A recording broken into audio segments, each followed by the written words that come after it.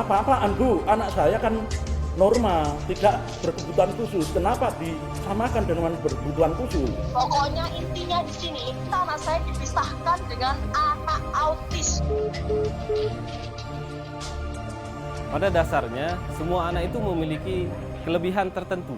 Mari kita mengubah mindset kita selaku manusia sebagai ciptaan Tuhan, pasti memiliki kemampuan lebih daripada anak-anak yang lainnya. Kami di sini memfasilitasi mereka dengan pendidikan yang sama. Jadi Bapak jangan khawatir. Assalamualaikum warahmatullahi wabarakatuh. Perkenalkan, kami dari kelompok 4 dan saya perkenalkan, nama saya Dimas Abdul Rahman.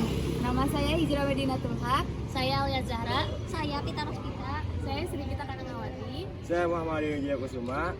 Di sini kita akan memaparkan materi tentang strategi pembelajaran pada anak berkebutuhan khusus.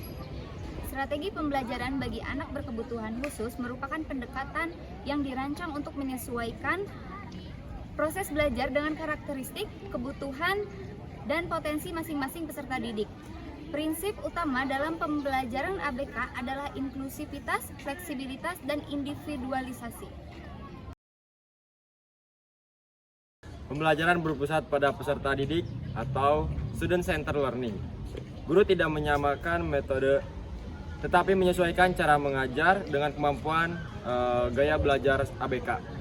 Individualis Education Program IEP. Setiap ABK memiliki rencana pembelajaran individual yang disesuaikan dengan kebutuhan akademik, sosial, dan emosionalnya.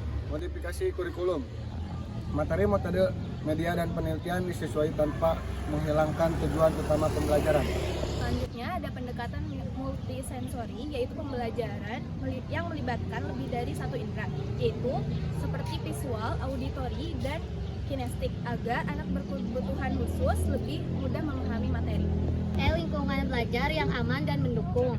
Suasana kelas harus bebas dari diskriminasi dan memberikan rasa nyaman agar anak berkebutuhan khusus dapat berkembang secara optimal. Yang pertama ada tunarungu atau biasa dengan gangguan pendengaran. Strategi pembelajarannya bisa menggunakan visual dan komunikasi alternatif. Dengan misalkan guru memberikan pembelajaran dengan menggunakan media visual seperti gambar atau video. Bisa juga menggunakan bahasa isyarat atau bantuan guru pendamping bila tersedia. Ada tunanetra atau gangguan penglihatan, strategi pembelajaran auditori dan taktil. Penerapan di kelas contohnya, guru menjelaskan materi secara verbal dan detail. Terus yang kedua, menggunakan media audio, benda konkret, dan alat peraba. Dan yang ketiga ada tunalaras atau gangguan perilaku dan emosi. Strateginya pendekatan emosional dan manajemen perilaku positif. Penerapan di kelasnya yaitu guru membangun hubungan yang hangat dan tidak menghakimi, dan menggunakan penguatan positif atau pujian dan penghargaan. Ada tunadaksa, gangguan pada fungsi gerak, strategi aksesibilitas dan adaptasi fisik. Penerapan di kelas yang ke-1 ada menyediakan meja dan kursi yang sesuai dengan kondisi fisik siswa. Yang kedua, tidak membatasi partisipasi siswa dalam diskusi dan kegiatan kelompok. Yang kelima adalah tunagarita, adalah kondisi di mana siswa yang memiliki kemampuan berpikir yang lebih lambat dibandingkan siswa pada umumnya, sehingga pembelajaran harus dibuat secara sederhana dan tidak terburu-buru.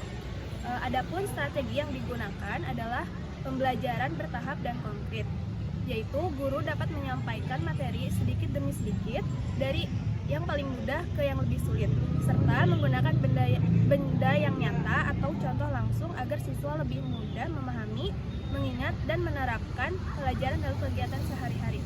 Yang keenam ada autisme, gangguan perkembangan yang mempengaruhi kemampuan komunikasi, interaksi sosial, dan perilaku. Strategi pembelajaran terstruktur dan konsisten. Penerapan di kelas menggunakan jadwal visual agar siswa memahami alur kegiatan, memberikan instruksi singkat, jelas, dan konsisten.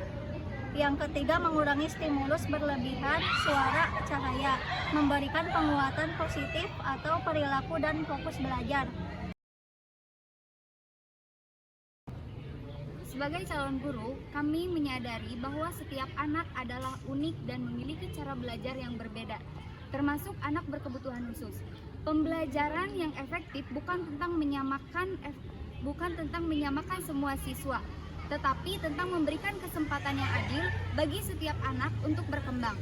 Strategi pembelajaran ABK menuntut guru untuk lebih sabar, kreatif, dan empatik.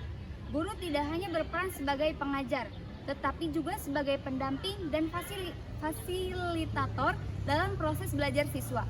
Dengan memahami strategi pembelajaran ABK, saya berharap dapat menjadi guru yang inklusif, mampu menciptakan lingkungan belajar yang ramah, serta mendukung semua peserta didik untuk mencapai potensi yang terbaik. Sekian dari kelompok kami, kurang dan lebihnya mohon maaf. Wassalamualaikum warahmatullahi wabarakatuh.